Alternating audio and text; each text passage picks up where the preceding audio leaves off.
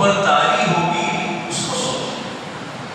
حضرت اسماعیل علیہ السلام پر اس وقت جو کیفیت طاری ہوگی اس کو سوچیں.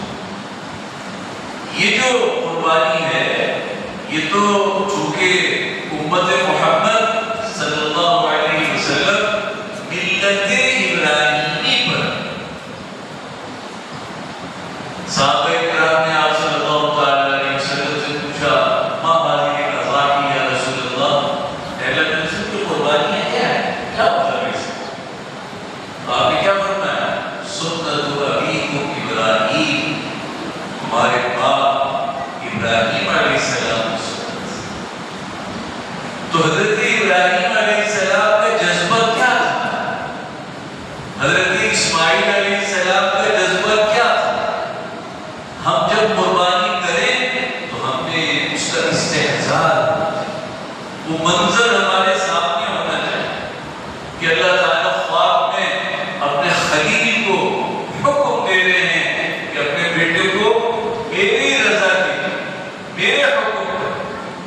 اور اللہ تعالیٰ کیا چاہتے ہیں؟ آپ واقعات پڑھیں انبیاء کرام علیہ السلام. حضرت ابراہیم علیہ السلام کے کئی واقعات، حضرت موسیٰ علیہ السلام کے کئی واقعات، حضرت نوح علیہ السلام کے کئی واقعات کہ اللہ تعالیٰ نے قربانی مانگی، لی نہیں. اللہ تعالیٰ نے قربانی حضرت ابراہیم سے قربانی مانگی، حضرت اسماعیل سے قربانی مانگی. حضرت ابراہیم علیہ السلام کو آتش نمرود میں پھینکا، ڈالا، لیکن حضرت اسماعیل علیہ السلام کو بھی اللہ تعالیٰ نے ذبح ہونے نہیں. جب وہ چھری حضرت اسماعیل علیہ السلام کی گردن پر تھی اور حضرت ابراہیم علیہ السلام، اور یاد رکھیے کہ ایک نبی میں جنت کے 40 جوانوں کی طاقت ہوتی ہے. ایک نبی میں جنت کی، دنیا کے جنت کے 40 جوانوں کی طاقت ایک نبی میں. حضرت ابراہیم علیہ السلام کے ہاتھ کی طاقت اور اللہ تعالیٰ کی رضا حاصل کرنے کا جذبہ، اور چھری گردن پر ہے، لیکن اللہ تعالیٰ نے قربانی نہیں لی اور فرشتے کو حکم دے دیا کہ فوراً جنت کا ایک میڈھا حضرت اسماعیل کی جگہ پہنچا دو، اور وہ چھری جو حضرت اسماعیل کی گردن پر چلنی ہے وہ ان کے بجائے جنت کے اس میڈھے پر چلے. اور آپ اور ہم تو یہ سوچ سکتے ہیں بھئی ایسا کیسے ہوا، کہاں جنت، کہاں مینا، کیسے یہ لمحات میں ہو گیا. تو آپ جانتے ہیں کہ اللہ تعالیٰ کی جو صفات ہیں، فعال لما یرید، جو چاہتے ہیں وہ اس میں کردگار، اس کو کر ڈالتے. وہ کن فیکون پر قادر، ہو جا ہو گیا. وہ میرا اور آپ کا معاملہ نہیں ہے، انسانی نظام کا معاملہ نہیں ہے.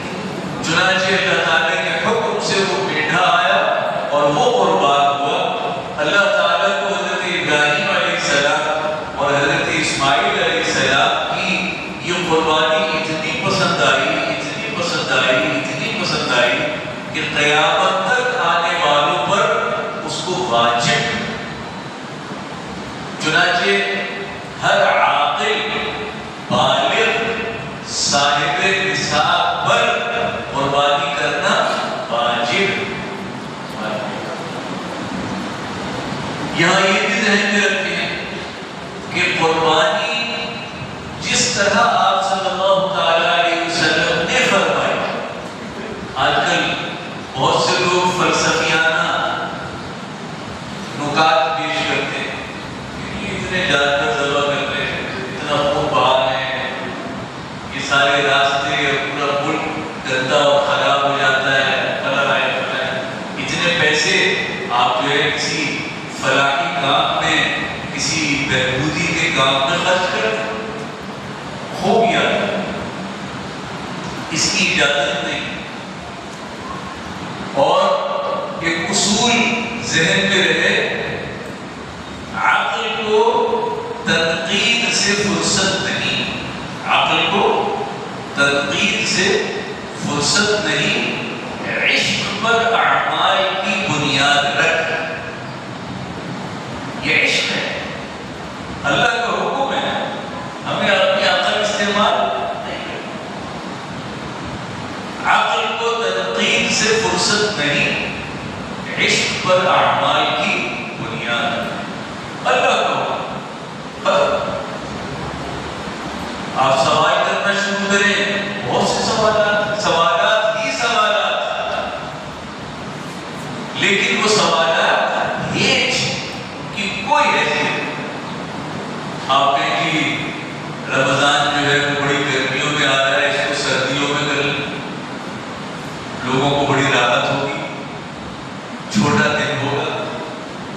حج ہے، اس دفعہ بہت شدید گرمیوں میں آ رہا ہے، سموم اور لوئیں وہاں چل رہی ہیں، اس کو دسمبر کے جنوری کے مہینے میں کر لیں، حج ہی تو کرنا ہے، بیت اللہ کا طواف ہی تو کرنا ہے، مینا ہی تو جانا ہے، عرفات ہی تو جانا ہے، چلیں۔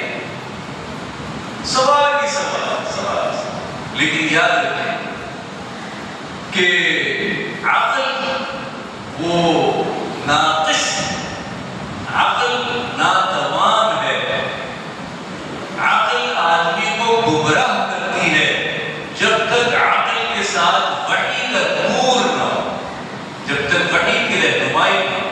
میں نے کئی دفعہ آپ کو سمجھایا کہ آپ بیٹے کے لیے بات تو ذرا سخت ہے، لڑکی تلاش کرتے ہیں، رشتہ تلاش کرتے ہیں،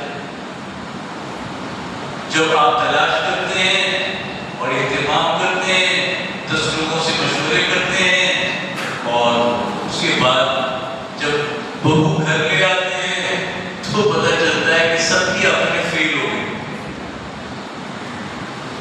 ایسا ہوتا ہے، صبح شام عقل استعمال کیجیے نا، کاروبار کے لیے دکان کھولتے ہیں، 20 آدمیوں سے مشورے کر، بڑے بڑے ذہین، سمجھدار، تجربے کار تاجر، خاندانی تاجر، مخلص دوست، سب کہتے ہیں کہ یہ جگہ بڑی زبردست ہے، یہاں آپ دکان کھول کے بس آسمانوں پہ پہنچ جائیں۔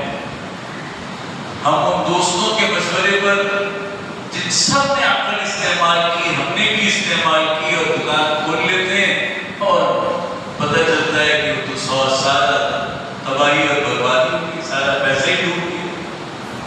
صبح شام کی یہ باتیں مجھ سے زیادہ آپ جانتے ہیں کہ عقل استعمال ہوتی ہے، لیکن عقل ناتمام ہے، عقل ناقص ہے، عقل آدمی کو گمراہ کرتی ہے جب تک اس کے ساتھ وحی کا نور شامل۔ وحی اللہ کا حکم، اللہ عالم الغیب ہے، انہیں ما کان وما یکون کا علم ہے، وہ جانتے ہیں، ہم نہیں جانتے۔ ہم تو ایک حد تک دیکھ سکتے ہیں، اس کے بعد نہیں دیکھ سکتے، ایک حد تک سن سکتے ہیں، اس کے بعد نہیں سن سکتے، ایک حد تک چل سکتے ہیں، اس سے آگے نہیں چل سکتے، ایک حد تک وزن اٹھا سکتے ہیں، اس سے زیادہ وزن نہیں اٹھا سکتے۔ بالکل یہی حال عقل ہے، ایک حد تک، اور وہ جو ایک حد ہے اس میں بھی صبح شام کے تجربے ہیں کہ ناکامی ہوتی ہے اور نقصان ہوتا ہے اور تباہی اور بربادی ہوتی ہے۔ اسی لیے دین اسلام کہتا ہے کہ کوئی بھی کام کرو اللہ سے مشورہ، استخارہ کرو، استخارہ کرو، پھر استشارہ کرو، پہلے اللہ سے مشورہ کرو کہ اللہ میں ایک کام کرنا چاہتا ہوں، اس میں خیر ڈال دیجیے، اللہم خیر لی واختر، اللہ اس میں میرے لیے خیر، تو خیر اللہ ڈالتا ہے، عقل نہیں ڈالتا، تجربہ نہیں ڈالتا، اللہ ڈالتا۔ تو یہاں بھی قربانی ہوئی، اور عظیم الشان قربانی، ایسی قربانی ہوئی کہ اللہ تعالیٰ اس سے بہت زیادہ خوش ہوئے، اور اتنا خوش ہوئے کہ قیامت تک آنے والوں پر اس کو لازم کر دیا۔ آپ صلی اللہ تعالیٰ علیہ وسلم نے مدینہ طیبہ میں 10 برس گزارے، اور ان 10 برسوں میں ہر سال آپ بھی چاہتے ہیں کہ غربت کا زمانہ ہے، مسلمان پریشان ہیں، بجائے اس کے کہ اونٹ خریدے جائیں، یہ پیسہ ان کی بہبود میں استعمال کر دیا جائے۔ خون بہانا، یہ خون کا بہنا، یہ اللہ اراقۃ الدم، خون کا خون پہ یہ اللہ۔ صحابہ کرام نے پوچھا اللہ کے رسول یہ جو قربانیاں کرتے ہیں تو پتہ چل گیا کہ ہمارے باپ ابراہیم علیہ السلام کی سنت ہے، ان کا طریقہ ہے، اللہ کے رسول اس پر ملے گا کیا؟ آپ نے فرمایا کہ ہر بال کے بدلے میں ایک حسنہ ملے۔ یہاں کوئی آدمی ایسا موجود ہے جو کسی بکرے کے بال گن سکے؟ ہاں بھائی، وہ گن سکتا ہے؟ کوئی گائے کے بال گن سکے؟ کوئی بیل کے بال گن سکے؟ صحابہ کرام نے پوچھا اللہ کے رسول، اور وہ جو صوف ہے، وہ جو اون ہے جو بھیڑ اور دمبے کے جسم پر ہوتی ہے، آپ نے فرمایا اس کے بھی ہر ریشے کے بدلے میں نیکی، اور اللہ تعالیٰ کو یہ عمل اس دن سب سے زیادہ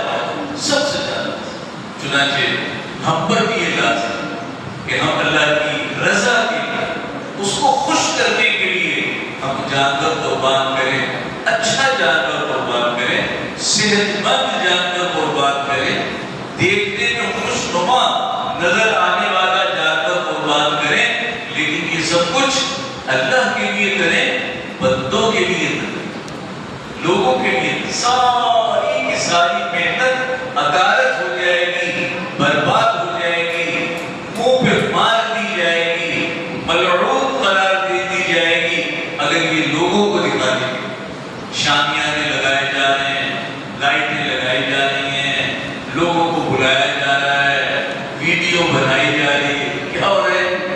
قربانی، انا للہ، سب برباد، سب برباد۔